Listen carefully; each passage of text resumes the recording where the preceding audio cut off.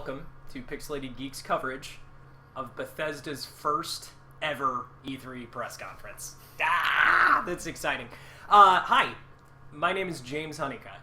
I am one of Pixel Play's co-hosts as well as Tripod, and this is... JJ Cross, and I am a co-host of both of those as well. Yay. So that's really exciting.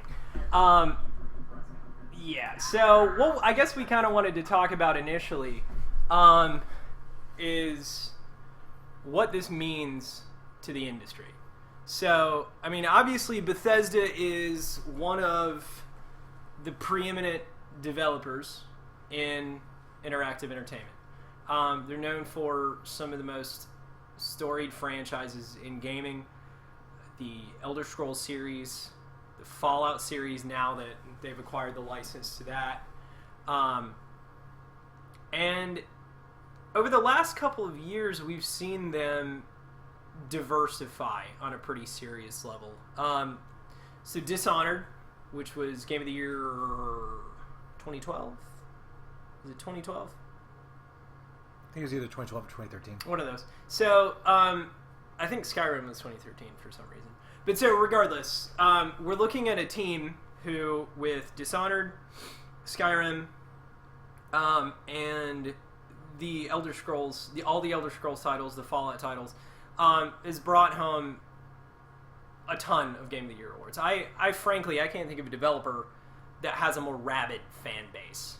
I guess Atlas, to a degree, could be argued in that breath, but there are very few. Square to a degree as well. So what we're seeing with this is a shift from developer to publisher, and that's a huge deal.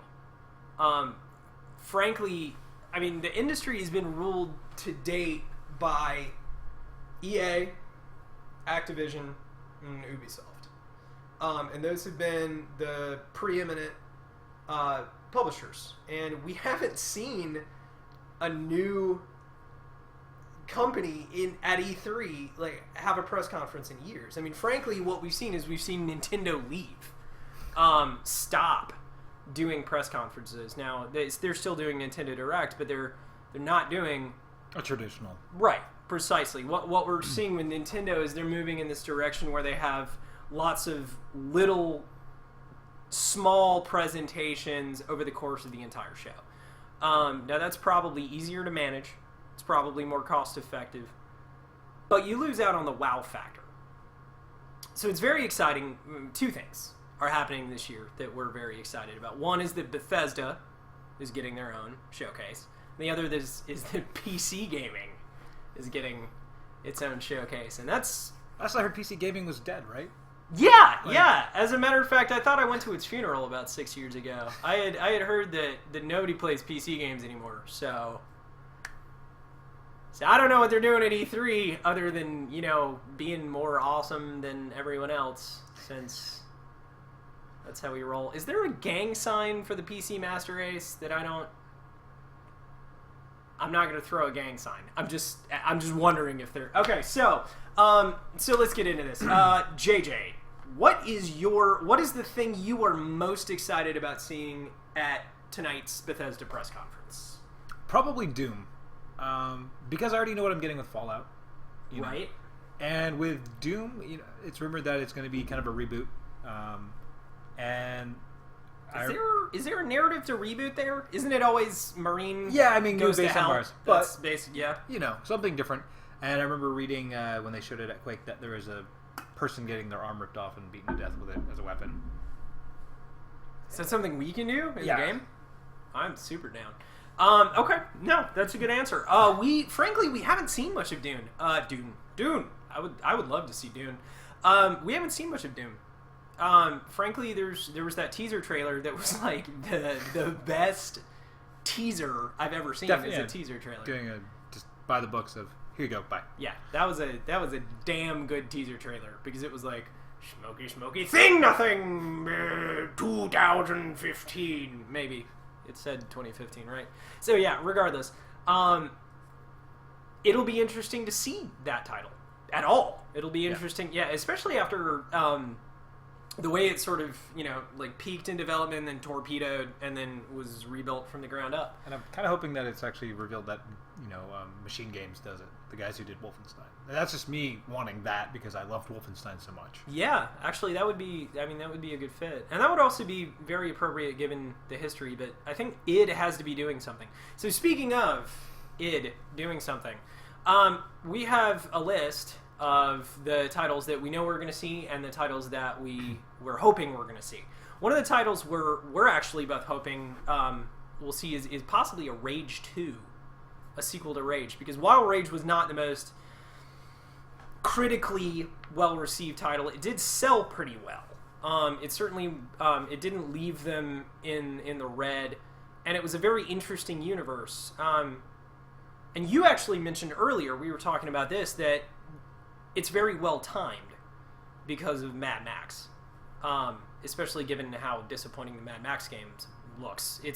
Rage has a very obvious sort of point of access right now. So speaking of, we're also pretty sure we're going to see some kind of indication of ESO in some way, shape, or form. Some sort of expansion for Elder Scrolls Online, possibly. Or at least pushing it, because it has come to console, I believe. Yeah, it has. It came to console very recently here. Not that anyone was paying attention, because everyone had forgotten about it, because it came out forever ago, and people were tired of waiting. And I hope they don't try to do a Fallout MMO. That could be weird. I just don't want it. That could... I think it could be good if they did it right, but that could be weird.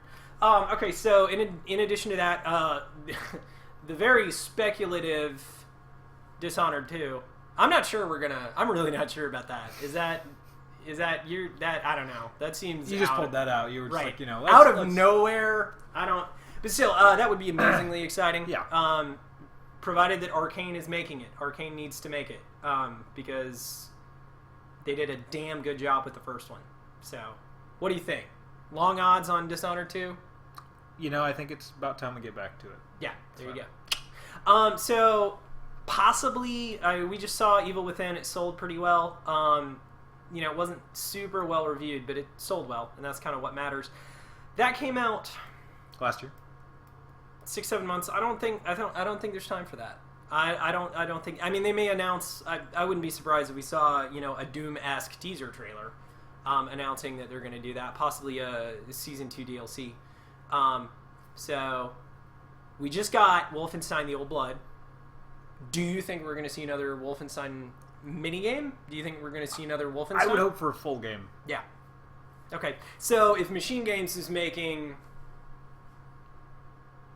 Yeah, I don't know. I don't know about that. I don't know. They only have... So who do they actually have under their dev house? They actually have Bethesda Softworks. They have id now, who I'm pretty sure is making Doom, but maybe not. And then they have Machine Games, and then they have whoever made The Evil Within. And I am thoroughly embarrassed, but I could not tell you who made that game. Couldn't tell you who did it. I know some of the people that were working on it, but I don't remember the name of the studio. Do we get another Elder Scrolls announced? I don't mind waiting more time. I don't know. I don't think we're going to be lucky enough to see a Fallout and an Elder Scrolls in the same year. I think it might be a teaser. And so, Elder Scrolls, I'm pretty sure Elder Scrolls was actually 2012. It was 2011. It was 11/11/11. Oh, there you go. Yeah, okay, so it's 2015, so that's 4 years. Next year. Probably next year. We may see it announced this year. Yeah, and something, maybe concept art or... Yeah, they're generally a 4 to 5 year dev cycle franchise, and I don't want to see it any faster than that. And do you think they're going to bring up the whole paid mods and modding community? No, I think they're going to push that as far behind them as they possibly can. Yeah, I don't think we're going to see anything about that. I think they're going to run away from that like crazy. So the titles we know we're going to see. We know we're going to see Fallout 4, or they're all crazy. We know we're going to see Doom. We know we're going to see Battlecry. We do need to talk about that really quick. Battlecry is a class-based multiplayer title, kind of fantasy hack and slash, kind of fantasy shooter. Looks pretty cool. We don't know much about it, so I'm sure... And they teased it like 2 years ago. They did. And we have seen nothing on it since then. So, All right, so the thing I'm most looking forward to personally is Fallout 4, and I know that that is the easiest thing to possibly pick. But Fallout 3 was obviously one of the best games ever. Whenever Bethesda Softworks gets its hands on a title, it's amazing. The Elder Scrolls games have all been amazing. Fallout 3 was amazing. There's no reason to think that it won't be the RPG of the year. It is the game to beat this year, I think, in terms of single-player titles. Well, you're going to have that going against The Witcher, so, for Game of the Year. Yeah, that's tough. So, But my money's on Bethesda, as it is. Yeah, so anyway, we're right at time for the press conference to start. Thank you so much for watching. What you can go ahead and do is just scroll a little bit. You'll see a Cover It Live blog, and you can actually watch us react to it live there. Just below that is a link to Bethesda's Twitch. You can watch the press conference right here. Stay tuned. We'll see you shortly. Pixelated Geek's recap of Bethesda's first ever E3 press conference. So long story short, that's how you do that. Yep. That's how you do that. It was their first press conference ever, and they knocked that shit out of the park. That was absolutely amazing. So, yeah. We may as well just go beginning to end. So, first of all, Doom. Doom looks amazing. It's in the id Tech 6 engine. So, the id Tech 6 engine is the successor to the id Tech 5 engine. So, that contract that Bethesda had with id to make all of their games in the id Tech 5 engine obviously is no longer a thing since there's an id Tech 6 engine and no mention of a contract. That said, I think we're all super happy about it because that game looked amazing. That game looked... It's already pre-building a computer in my head. Yeah. So, first and foremost, and we're going to talk about this repeatedly during it, but this demo is in-engine. And almost everything they showed tonight, with the exception of the stuff that we really don't care about, was in-engine. Again, that's how you do that. Don't show me a trailer. I don't want to see CGI. Well, Dishonored was the trailer, but... Huh? Dishonored was the trailer. Well, yeah, but yeah. We'll get there. Yeah. We'll get there. So, when you show something that is pertinent, show how it's actually going to look. And they did, and that looks amazing. First of all, they showed 3 different elements. They showed single player on Mars. 2 different maps. They showed multiplayer, and then they showed single player in Hell. And so one of the things that we noticed when we were watching it, they were making a really big deal out of the speed of the game. And I wasn't totally sure where they were coming from for that. I didn't understand why that was such a big deal. And then the gameplay spoke for itself. The game moves very quickly. There's a lot of like horizontal, lateral, vertical movement in the game, and it is very fast. And that's something, we'll obviously get some gameplay examples up a little bit later, but it makes sense why they were harping on that. That's a big deal. It is a fast game, and that's something that you mentioned that 3 was lacking. 3 was a little slow. 3 was a little plotty. It kind of felt more like a survival horror game than it did like 1 and 2. Yeah, where 1 and 2 you could just blow through a map. Yeah, and it looks like you can in this. Like it looks like this is very much like a adrenaline fueled rush experience. And you said each map felt like an arena multiplayer map as well that they showed. It wasn't just like a corridor or a standard single player level. Yeah. It was, you can go up here, go down there, move around to take everybody out. Yeah, and you're not just stuck in a hallway. Yeah, it didn't feel like a hallway title, and that's something again that 3 sort of suffered from, which is that you had a hallway and then you had a room with a monster closet, and then you had another hallway and there was a room with a monster closet. This definitely felt a lot like the first couple of titles where you were just blowing through these like huge areas full of awful things. And I think 3 had this sort of slow, kind of sedate pace to the narrative because they introduced the UI elements where you were like dealing with logs and like listening to things, and it was again more of a horror title. Yeah. And this one definitely feels like it's just constant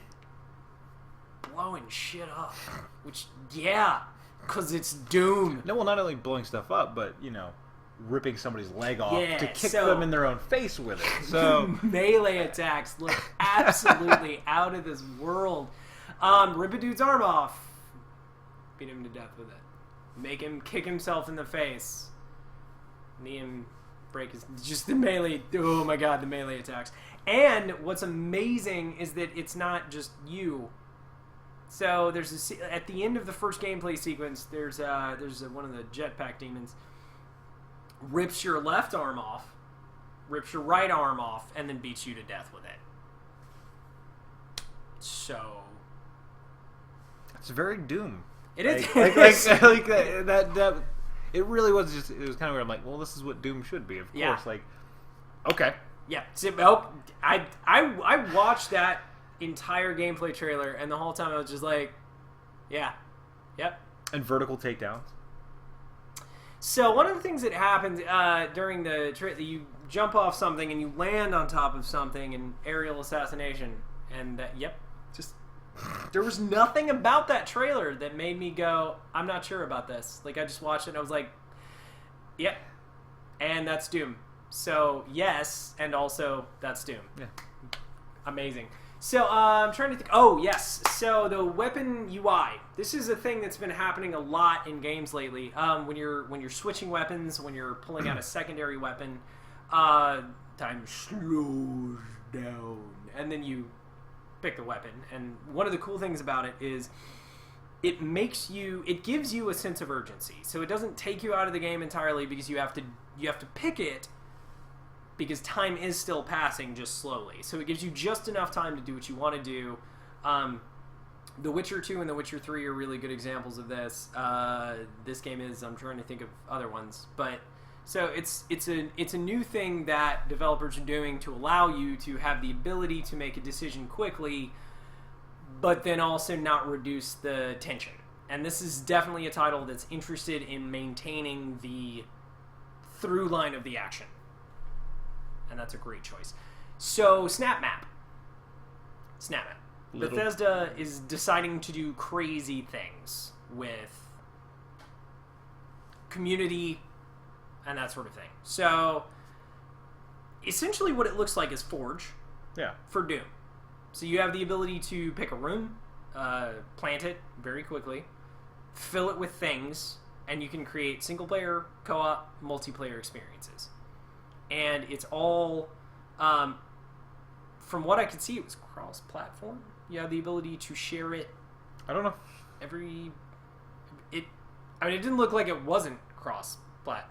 They never said that directly. It didn't. Yeah. But I don't see any reason. I Yeah. mean, that they created. They're creating a community for Doom players to create new content and share it, which is something that is very popular these days. There's a reason why Steamworks is so popular. Yeah, and so essentially, Mapmaker allows you to create single-player, co-op, multiplayer experiences. It looks cool.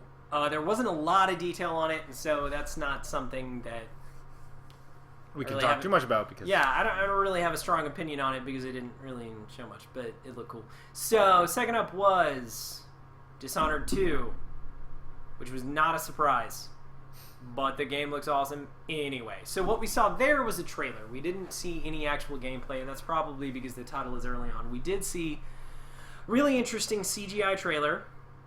It featured Emily, who's the princess from the first game, being a badass. Yeah, being an absolute badass and just doing work. So they did announce shortly thereafter that the playable characters were Emily and Corvo, and that it took place in a kingdom a ways away from the first title. And it featured the stranger very heavily. And you could see some of Emily's powers. They were very smoke tentacly. Yeah. Smoke tentacly. Trademarked. But so yeah, so she could reach forward and grab something and yank herself to it. She could pick someone up by it. She could manipulate the environment around her using smoke tentacles. I am pretty much sold sight unseen on this title because Dishonored was awesome, and Arcane is awesome, and they know how to mix combat and movement, and it's something a lot of studios can't do. Yeah. So stealth titles traditionally suffer from being slow, and I think Dishonored did a really good job of creating a situation where there was a really nice balance of movement and stealth. And this trailer definitely indicated, that we're going to be seeing more of the same. Again, there's not a whole lot we can talk about. Playable female characters, yay! It was like a theme, and that's good. Yeah. I mean, like, it really is. Like, we need to be in a situation where we can do that, and I love the idea that Corvo is returning. Probably gonna play as Emily because she looked like a badass. She did.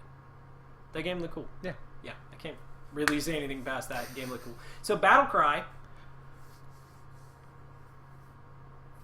I'm already bored. I don't really want to talk about Battlecry. So the game looks bad. It doesn't look good. The video from it looks bad. The concept is not terrible. It's not terrible. It's just, we already have TF2. Yeah, and That game's already. So there is a TF2. So I'm not really sure what adding like a weird like World War I kind of Victorian steampunk aesthetic to TF2 does. It doesn't help that again the gameplay looks awful. Every time you see the gameplay, it looks terrible. It just doesn't. It doesn't look ready. It doesn't look finished. Nothing about that trailer was compelling. That was the worst part of the show by a mile. And it was thankfully brief. Like they showed like a 45-second, minute and a half trailer and then got off the stage. And good because they need to get out of the market. But if you're interested, they do have a beta that you can sign up for. So which I guess we'll do. I guess we'll put ourselves through that because you never know. It could be good. The gameplay could be incredibly compelling if incredibly ugly. I don't. I'm not interested in it, but we'll put ourselves through it. Okay, so next they showed ESO. Speaking of things we're not terribly interested in. It's still happening. That's pretty much what that trailer was. They were like, we're making it still. Just in case you... Okay. You knew? Okay. Yeah. All right, we're going to go. No, so they've added zones, and one of the areas that they added was the Imperial City, the White Tower from Oblivion. And one of the reasons why I was interested in that game initially was because it gave you the opportunity to go to places in the Elder Scrolls universe, and that's like a really cool idea. This looks like a raid zone. It did not look like a happy place. But so you're essentially, there are new areas to go to if you're still playing that game. Or if you're one of those people that picked it up on PS4 or Xbox One recently. If you are, I'm sorry. There's nothing like really wrong with that game, but as MMOs go, it's just a little bland. I mean, like the only reason I've seen to pick it up is because the Elder Scrolls universe is awesome, and any opportunity to explore the Elder Scrolls universe is appealing. They were just reminding us it exists. Speaking of the Elder Scrolls universe being appealing, they did announce... What was it? Was it a new Elder Scrolls game? It was! It was a new Elder Scrolls game. Degree. It was. And you know what it was? It was a free-to-play collectible card game. At least it wasn't a MOBA. It wasn't a MOBA. It was not. It was a free-to-play collectible card game on PC and mobile. Featuring the heroes of the Elder Scrolls universe. Which, that's cool. Alright, that's cool. I'm going to try it, because it's free. It's on platforms I have access to. I'm going to try it. I bet it's compelling. I think Hearthstone is cool. I don't know why everybody has decided that they need to make free-to-play CCGs now. Digital CCGs. So the thing about a collectible card game is that at least you have these cards that you can collect, that you can point at. But digital CCGs, you're like, I have it on my computer. I own a card. I do. On that computer. Yeah. On a digital card. So... Still, I mean, the gameplay could be interesting. We don't know because they showed us none of it, but still.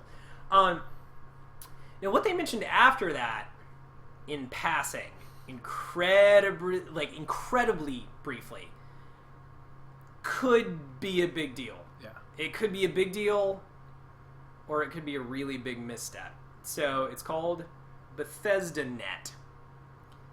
And it is a platform... a digital platform for delivering Bethesda titles. And a community shared space and forum. So it's Steam. It's Steam for Bethesda games. It is the origin of Bethesda games.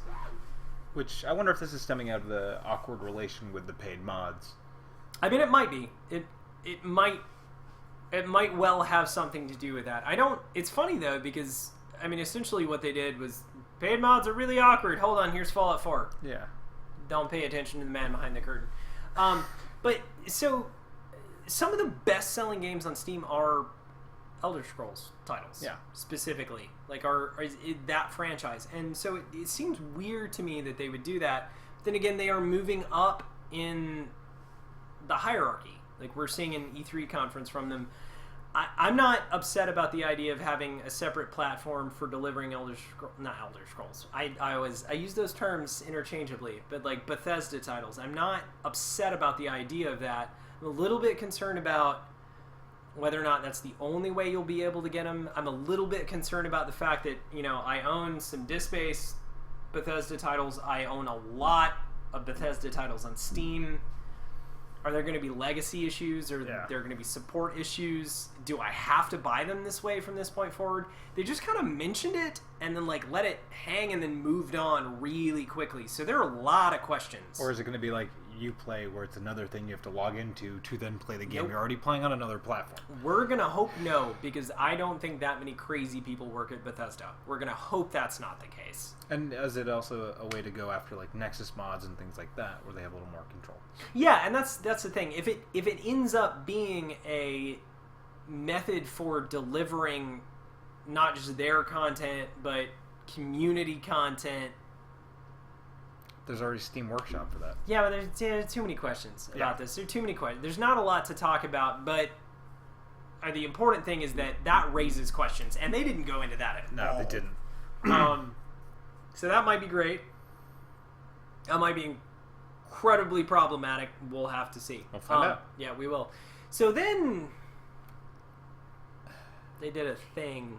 They did a thing. And this is a good time to talk about this. So one of the things that plagues publishers at E3 is just wildly unpleasant, uncharismatic CEOs. So, I mean, obviously, Ubisoft has like the most recent transgressor with Mr. Caffeine. I actually had the bad luck to be present, like physically present during Mr. Caffeine, and that was terrifying. And like there haven't been a lot of shows recently where they've like absolutely killed it. Sony at last year's E3 just blew that shit out of the water, but that was the last time. Like, and before that, I'm having trouble naming a conference where that was really well done, but Pete Hines was just ideal. Like, he was super calm, he was super chill. You could tell he was just happy to be there and have this space with his fans. Like, right. Like, it wasn't like the whole, we're going to go to the Microsoft show, now we're going to go to the Sony show, hi, how are you? This was like, I'm here with people that care about our product, and we care about these people too. And yeah. You could tell he was like a little emotional. Well, and top of show, like, he was crying. He was tearing up. That was great. Yeah. Like, it was great to see that kind of genuine emotion out of a CEO. They cared about being there. They wanted to be there. And then Todd Howard happened. And that guy, man, that guy is so badass that I don't even know. Like, he walks out, just being Todd, owning everything, no nerves, chill as, just crushing it. Also drops an F-bomb on stage. Right, well, and we're going to talk about that in a second, because that right there, the annals of E3 history, we're going to get there in a minute, because that moment deserves being built up. So Todd Howard came out and was a badass, and then talked about Fallout 4 for like, I don't know, 45 minutes. Like, I don't know how long they were talking, but it was a long time. So, first of all, confirmed. Your character creation and the beginning of the title take place before the bombs. The fall. Yeah. Like, you are there, you build a male or female character. You have the option to play either one, so that's flying in the face of the, quote, Bethesda employee, unquote, who left. So you can play as both. You get to design your baby. Your baby. Either character. you play through the fall, and then that character wakes up 200 years later. Right. Somehow. As the sole survivor Of Vault, Vault 111. So, somehow you live 200 years. We're assuming cryonics of some variety. So, in addition to that, I mean, confirmed something that we had kind of already confirmed. It does take place in Boston. Mm-hmm. Yeah, it will be in Boston. Not that that was a secret from the first trailer, but still. They then unleashed this mini game called Fallout Shelter. Fallout Shelter is on iOS right now, so that burns for the Android people. But I'll just steal your phone. yeah, yeah. Presumably everyone will get it eventually. But so Fallout Shelter is going to be on iOS right now, like right now, post show. So you can jump on that. But that's not the really exciting thing. Seriously, that's not the really exciting thing about mobile integration. I don't even know how to start this. I mean, what I used to review collector's editions for this website. Yeah. I've seen my fair share of them. I've enjoyed some of them, but this is the first one where I have I'm like, Alduin. He's right. He's back there. I have Alduin. He's a dragon. this is the Sitting first on a one mountain. where you get to actually use it, really, like because it's a wearable Pip-Boy that you can insert your phone into and use the second screen feature. What did you do? We just had this conversation like a couple of days ago. I was done with collector's editions. I was done. I didn't want them anymore. I've given away all of my Halo 3, all of my Gears of War. Like I've given away every collector's edition except Alduin because let's be fucking real. I play D&D and he's going to be a dragon in D&D one day. That's the reason I have that, and also because it's Skyrim and that would be hard to do. But every collector's edition comes with a wearable Pip-Boy you can stick your phone into with a companion app. So here, this is now. I'm about to do this. So, E3. I've been following E3 since I was very small, and awesome things have happened at E3. But Todd Howard just won E3. This is how. Okay, so this little dude, being a badass, just walking around the stage, all like, just head down, being cool, like being super cool, says, and I quote, okay, and context, wearable Pip-Boy with a cell phone with a companion app that allows a second screen experience. And I quote, as far as second screen experiences go, I just think that they're stupid gimmicks. But as stupid gimmicks go, this is the best fucking one. Drop the F-bomb like a champ. Like a fucking champ. And he's right. Yeah, no, okay, so you're wearing a Pip-Boy with your cell phone in it, playing the game. Boop, boop, boop, boop, boop, boop, boop, boop, boop. Boop, boop, boop, boop, boop, boop. And also, can we just talk about the new Pip-Boy in the game, where you can play games in the game, or you can play games on your smartphone in your Pip-Boy on a second screen experience on your.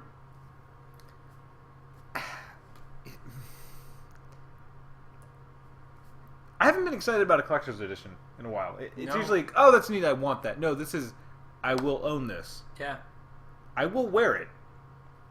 While playing the game. Might even go out in public wearing it and not be afraid. I don't know about that.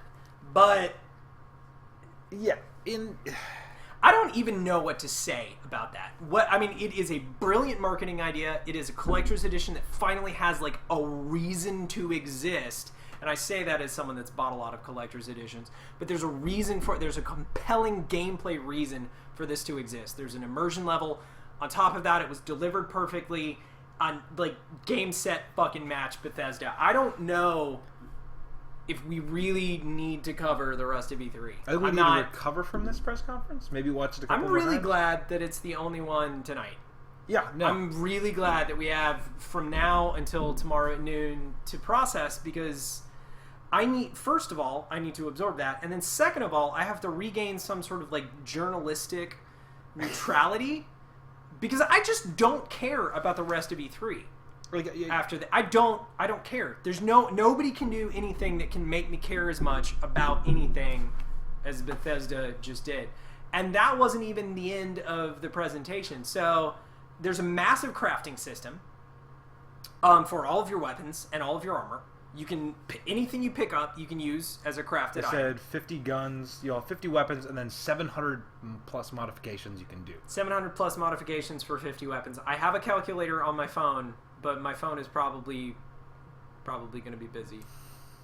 I could pull it out, but what would happen if I pulled it out is I would download Fallout Shelter. That's what would happen. Yeah. So massive customization of armor and weapons, which is going to eat up more time than the game already was, and then there's a base building system where you can take one of a few designated areas around there, build anything you want, design anything you want, decorate it any way you want, build defenses, build power generators and shields. And terminals that function with it. And nuke traps. And just what they basically did was they took everything that was awesome about Fallout, and then they took a lot of things from a lot of other games, and then they stuck it in there. And I just don't want to... I mean, seriously, if Battlefront weren't coming out this holiday, Fallout would be all I would play. And as it stands right now, what's going to happen is I'm going to play Battlefront until I'm sick, and then I'm going to play Fallout until I'm a different kind of sick. And or until you're dead.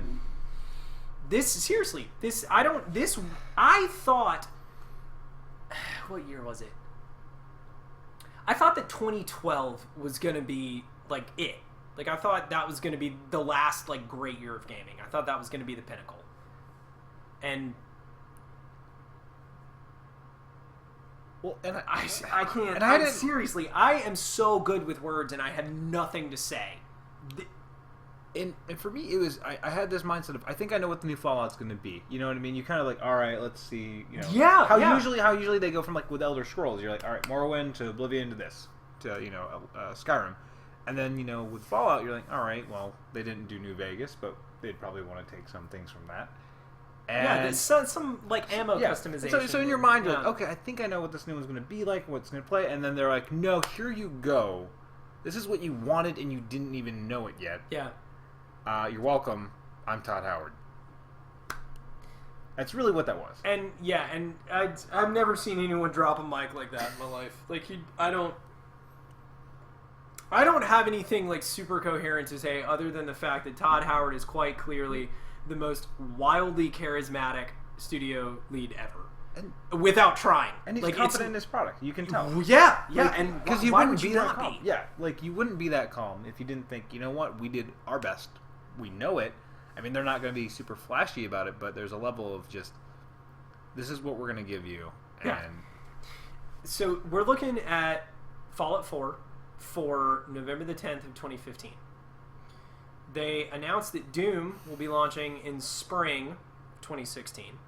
Dishonored, given the lack of date, will almost certainly be next year. 2016. We don't really need to talk about anything else because you have Doom, which looks like quite clearly the most visceral shooter. And I think the new Benchmark game. Yeah. I mean, visually. Yeah. Anyway. Because id Tech 6. id Tech 6? We didn't... What? We got a taste of 5, and then they gave us 6. Yeah, they were like, did you like 5? You racket the 5? We give you the 6. You racket it better. Fallout 4, which looks... Fallout 4. Just Fallout 4. We have it. It's coming out this year, and it looks insane. Dishonored 2. So... Between those three games, if they don't have Game of the Year for 2015 and 2016 locked down, they at least have the best possible argument for it out of any publishing studio I've seen. I can't imagine anyone, not EA, though they probably have the second best shot. Definitely not Activision, because Ubisoft, which with there's some compelling things like The Division, maybe, I don't know. Square. Nobody has a shot after this. We could call it tonight. We could straight up call it. We're not, because that's the level of journalistic integrity that we bring here at Pixelated Geek. But I think we really want to scream about Fallout. But I think and I'm gonna go get some shirts screen printed. E3 2015 # Todd Howard because did you see it? Okay, so we're at the point where we're we didn't talk about the mobile game. We do. What mobile game? The Fallout Overseer game. No, we did that. We did? We did that. We talked about the Fallout Shelter. Shelter, that's right. Yeah, we did. We talked about that already. That's what this has done to us. That's where we are right now. So, recap. Doom. I keep wanting to call it Doom 4, but it's not. It's Doom. It's Doom. Doom, spring 2016, looks absolutely amazing and brutal in the id Tech 6 engine. Dishonored 2 will be amazing whenever it comes out. 2 playable characters, including a female protagonist, which is a big deal recently. Battlecry, nobody cares. ESO, it still exists. Elder Scrolls Legends, it's a CCG, and it's probably going to be really, really great. But it's really hard to care when Fallout 4 is happening this year. And it's happening the 10th of November, 2015. It has a ton of customization. It has base building. It has a companion app that you can put in your Pip-Boy. It has a dog. It has a dog. Who you can build a doghouse for. I want you to listen to me right now. I'm talking to you, Bethesda.